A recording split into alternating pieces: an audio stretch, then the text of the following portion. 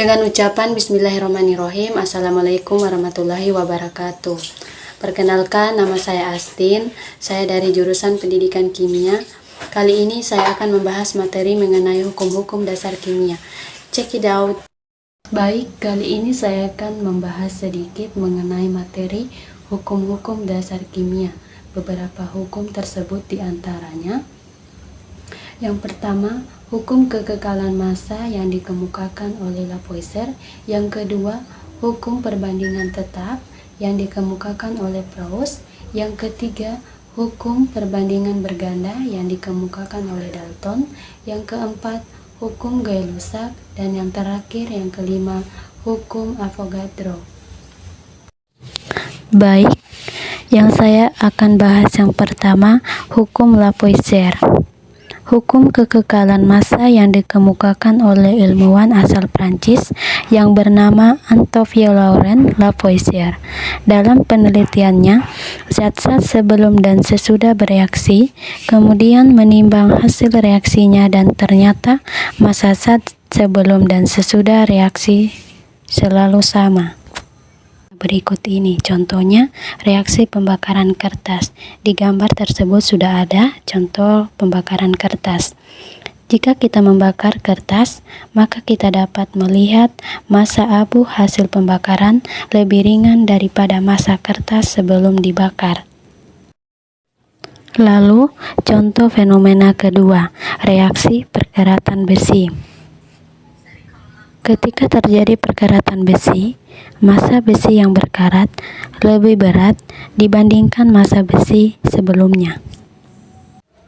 Lalu, Lavoisier kemudian menyimpulkan hasil temuannya dalam suatu hukum yang dikenal massa zat sebelum dan sesudah reaksi selalu sama, dengan hukum kekekalan massa yang berbunyi, dalam sistem tertutup, massa zat sebelum dan sesudah reaksi adalah sama.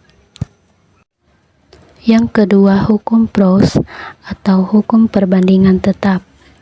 Seorang ilmuwan asal Prancis yang bernama Joseph-Louis Proust meneliti perbandingan massa unsur yang terkandung di dalam suatu senyawa pada tahun 1799.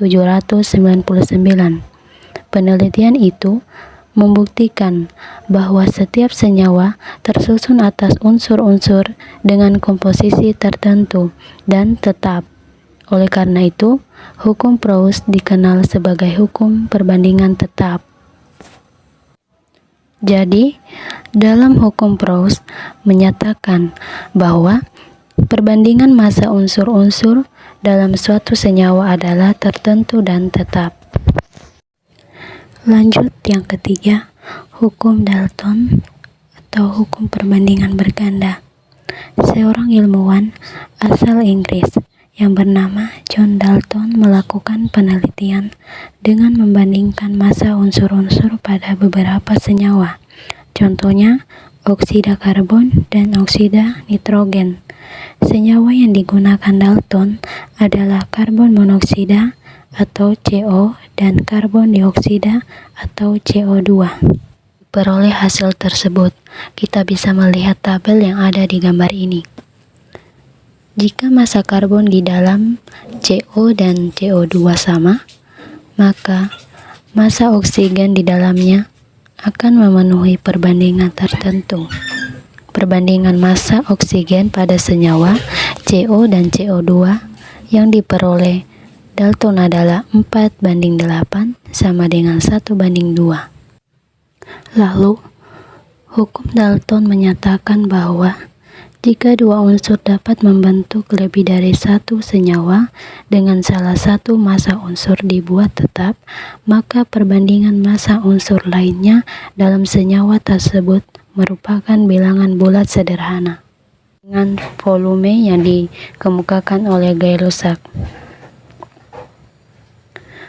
Hukum Gay-Lussac dikemukakan oleh ilmuwan asal Prancis yang bernama Joseph Gay-Lussac meneliti mengenai volume gas dalam suatu reaksi kimia.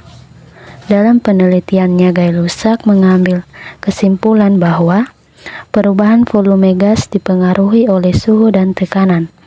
Pada suhu dan tekanan tertentu, contoh, 1 liter gas nitrogen bisa bereaksi dengan 3 liter gas hidrogen, jadi dapat menghasilkan 2 liter gas amonia. Adapun persamaan reaksinya adalah N2 ditambah 3H2 bereaksi 2NH3. Di dalam pernyataan Gay-Lussac menyatakan bahwa pada suhu dan tekanan yang sama, perbandingan volume gas yang bereaksi dan hasil reaksi merupakan bilangan bulat yang sederhana. Selanjutnya yang terakhir, hukum Avogadro. Dalam hukum Avogadro dicetuskan oleh seorang ilmuwan asal Italia yang bernama Amedeo Avogadro pada tahun 1811. Avogadro menyatakan bahwa partikel unsur tidak selalu berupa atom yang berdiri sendiri, melainkan bisa berbentuk molekul unsur, contohnya H2 dihidrogen, O2 oksigen, N2 nitrogen, dan P4 satu molekul fosfor. Dari Avogadro berhasil menjelaskan hukum Gay-Lussac dan membuat hipotesis yang berbunyi, pada suhu dari tekanan yang sama, perbandingan volume gas yang volumenya sama memiliki jumlah molekul yang sama pula. Oke, baiklah. Dari semua materi yang telah saya bahas sebelumnya mengenai hukum-hukum dasar kimia, kali ini kesimpulan dari hukum dasar kimia yaitu hukum yang disunahkan untuk mendasari hitungan kimia dan hubungan kuantitatif dari reaktan dan produk dalam persamaan kimia. Baiklah, itulah tadi pembahasan saya tentang materi hukum-hukum dasar kimia. Adapun lebih dan kurangnya mohon dimaafkan. Wabillahi taufiq wal hidayah. Wassalamualaikum warahmatullahi wabarakatuh.